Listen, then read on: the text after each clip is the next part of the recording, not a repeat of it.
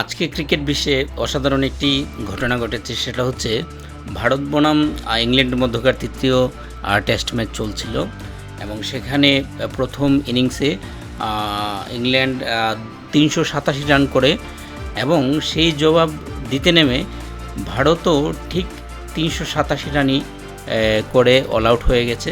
আর দ্বিতীয় ইনিংস শুরু করেছে ইংল্যান্ড এবং দ্বিতীয় ইনিংসে ইংল্যান্ডের বিনা উইকেটে এখনও পর্যন্ত 2 রান।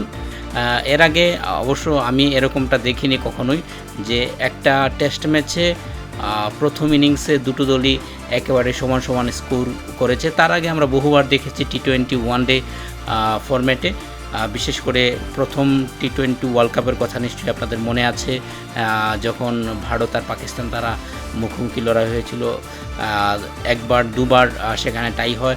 তারপর আমরা দেখেছিলাম ইংল্যান্ড আর নিউজিল্যান্ডের মধ্যকার একটি ফাইনাল ম্যাচ চলছিল, সেটা বিশ্বকাপের, সেখানে অবশ্য একবার না দুইবার ওয়ানডেতে ড্র হয়েছিল। কিন্তু প্রথম ইনিংসে টেস্ট ম্যাচে এরকম ড্র হতে পারে বা এরকম সমান সমান স্কোর হয়, সেটা কিন্তু এইবারই আমি প্রথম দেখলাম।